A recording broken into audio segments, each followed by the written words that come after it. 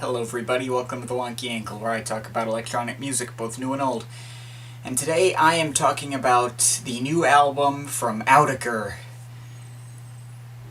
elseq 1 through 5. Autechre are a veteran IDM duo consisting of Sean Booth and Rob Brown. They've been at it ever since the genre was just starting to be born, right alongside people like Aphex Twin. The comparison had to be made since they did both get big off the Warp Records boom and are probably the two most well-known names that contributed to the Artificial Intelligence series. That being said, while the two names started out in similar places, Autechre have turned out noticeably different. Most notably, they do not care about being aesthetically pleasing or easy listening. For one thing, just look at their name. Like, they came up with it by mashing on a keyboard, and there's no official pronunciation. I just go with Autechre, because that's how I'm used to saying it. But that more or less sums up the overall feel of Autechre's style. They're really abstract and weird and inhuman,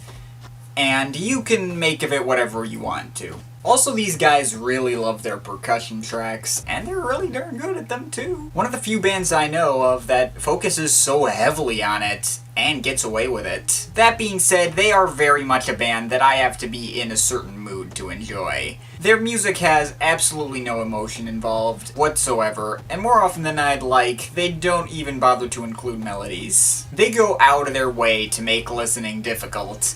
Some albums more than others. But when they get it right, they can make some of the best material in the whole genre. So, let's go down their discography so far. This is part of the Artificial Intelligence series, one of my favorite entrants, to be sure. In retrospective, it is uncharacteristically accessible for them, but still absolutely worth your time. I personally think cinereaL is a little better, but this is definitely a pretty awesome album too. Not every day that Autechre makes ambient material anyway. Despite being more focused on percussion and being really inhuman and metallic sounding, it manages to be highly memorable, maybe even kinda catchy all the way through. Probably my least favorite album cover of all time, though. This is kinda like Try Repeat, but with more melody and also less memorability. Still worth checking out, though. I never really liked this one at first, but I blamed that one on the bus. It's actually one of their most solid albums. Now, this is the kind of amorphous and difficult weirdness that Autechre have become infamous for. I kind of have to be in the right mood for this album, though I absolutely love Sea Fern. This one's more of the amorphous and difficult variety, and I'm gonna be honest, I never really got into this one. For such a beat-focused and difficult album, I found it to be surprisingly pretty engaging and fun. This one is all over the place, with several more ambient pieces thrown around here and there, and a pretty cool atmosphere overall. Oh hey! A melody-focused album.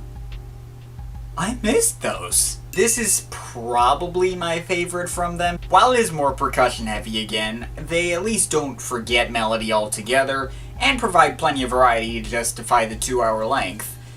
It just keeps getting better and better with each listen. Which brings us to this album. Now, when I first heard their last album, XI, while I did enjoy it, I did find it to be more than a little daunting thanks to the length. Now, if that wasn't enough, Autechre decided this time around to double the length to a whopping 4 hours, making this the longest album I've ever had the pleasure of making it through. Maybe. In addition to that, I heard that they once again were going to put almost no focus on melody. Fantastic. But I was still feeling gutsy. Not everyone's gonna be man enough to get through 4 hours of Autechre at their most difficult, but I felt like I had something to prove. If anyone's gonna go out and make a video on this beast, it may as well be this IDM enthusiast here, huh? So go on, Autechre. Give me your worst.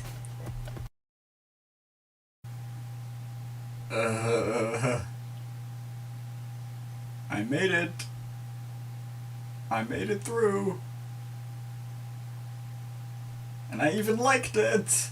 If you thought XI was too much material to handle, you ain't seen nothing yet. XI now seems almost like a cakewalk to me by comparison. Granted, I've listened to XI more, and it has the benefit of familiarity, but I digress. I will admit, thankfully, it is not all just Autechre completely going out at their most difficult, but I'll go down disc by disc.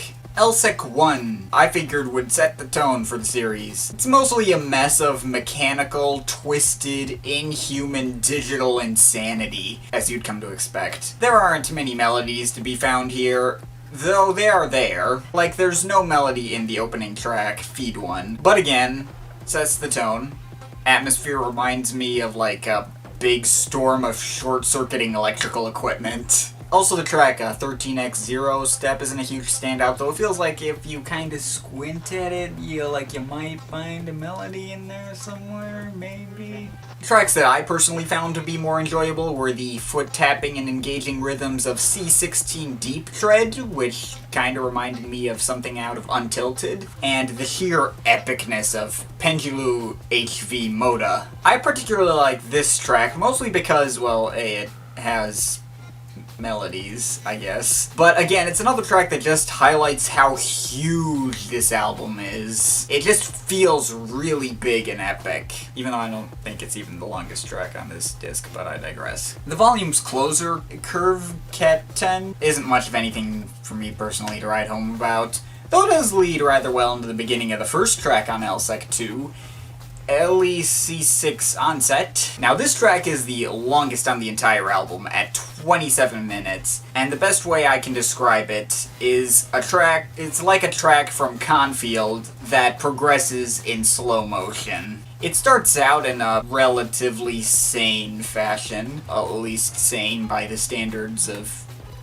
this album so far. It's got a foot-tapping rhythm, but at a pace you might not even notice until it's too late. It very slowly devolves into complete insanity. By the last 4 minutes, there's not even any beats to support it. It's just pure random. The closer track on elseq 2, C7B2, is laid out in the same fashion, but admittedly is kinda less memorable. This volume has a track in between called Chimer 1-5-1, which breaks the mold again by having a melody, sort of. It's not as epic as pendulu HV Moda, but it makes for a nice break, and I appreciate any time they actually use, musical notes, regardless of how completely abstract and unmemorable it might be. Then we move on to elseq 3, which opens up with Eastre, or eastre?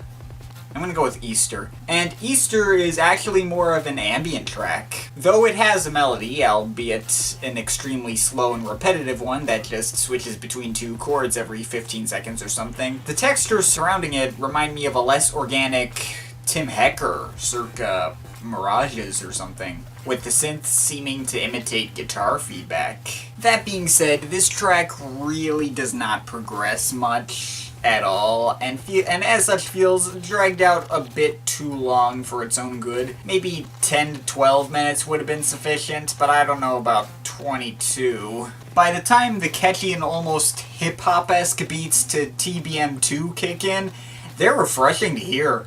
This track is pretty repetitive and not much happens in it, but it's only like 6 minutes long. By the standards of this album, it's almost over too quickly. The last track on this album, Mesh cinereaL, also has somewhat of a dramatic bend to it, like Eastre with more beats and progression. Despite the fact that the beat doesn't really change that much, it kept me interested with quite a wide variety of textures popping in at random intervals. There are some noises that sound like they could be pianos or strings or sitars or something along those lines, but not so distinctive that you can actually tell which of those instruments they actually are. Probably just synths, though. But that's definitely one of the better tracks there. Next, we move on to elseq 4, my personal favorite of the 5 volumes, which starts out with ACDWN2, Actiwooden 2, mainly based around a couple of cool and repetitive synth melodies, but nothing super outstanding. Foldfree Casual is based around a fairly pleasant pad of violin-like synths that are